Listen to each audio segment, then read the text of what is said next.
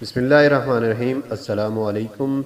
جامعہ فاروقیہ شاہ فیصل کراچی، شیخ الحدیث استاذ العلماء حضرت مولانا سلیم اللہ خان صاحب کی بے انتہا محنتوں اور کوششوں کے نتیجے میں 23 جنوری 1967 کو مارز وجود میں آیا۔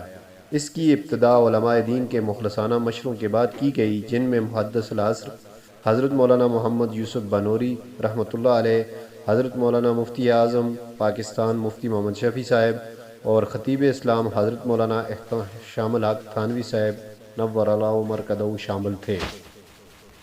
کراچی کے مشہور علاقے شاہ فیصل کالونی میں واقع یہ عظیم درسگاہ کراچی کے عام دارالعلوم میں سے ایک ہے۔ یہ ایک اسلامی یونیورسٹی ہے جس کی تاسیس 23 جنوری 1967 میں ہوئی۔ اس کے بانی و معتمم شیخ الحدیث حضرت مولانا سلیم اللہ خان صاحب تھے، جو دارالعلوم دیوبند کے فاضل تھے، اور نائب معتمم استاد الحدیث مولانا عبید اللہ خالد صاحب ہیں، جو جامعہ فاروقیہ ہی کے فاضل ہیں۔ یہاں 8 سالہ درس نظامی، مفتی کورس اور کمپیوٹر کورسز پڑھائے جاتے ہیں۔ وفاق المدارس العربیہ سے الحاق رکھتا ہے۔ نظریاتی اور تعلیمی لحاظ سے دارالعلوم دیوبند سے الحاق رکھتا ہے۔ جامعہ فاروقیہ اسلامی تعلیمات کی ترویج و تعلیم کی ایک معروف انٹرنیشنل اسلامی یونیورسٹی ہے۔ اس وقت جامعہ فاروقیہ میں 2300 سے زائد طلباء اندرون پاکستان اور بیرون پاکستان سے یہاں آ کر دین کے مختلف شعبوں میں تعلیم حاصل کر رہے ہیں۔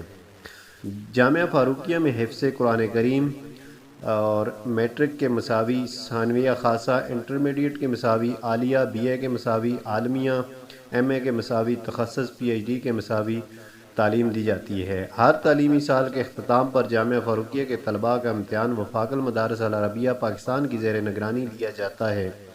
وفاق المدارس العربیہ پاکستان اسلامی تعلیمات کے ایک بورڈ ہے جو یونیورسٹی گرانٹس کمیشن وزارت تعلیم حکومت پاکستان کی مشاورت و منظوری سے قائم کیا گیا ہے۔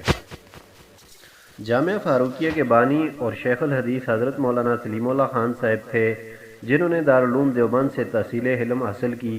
وہ شیخ الاسلام حضرت مولانا حسین احمد مدنی کے شاگرد رشید اور حکیم الامت مولانا اشرف علی تھانوی کے متوسلین میں سے ہیں۔ حضرت شیخ الحدیث وفاق المدارس العربیہ پاکستان کے صدر بھی رہے۔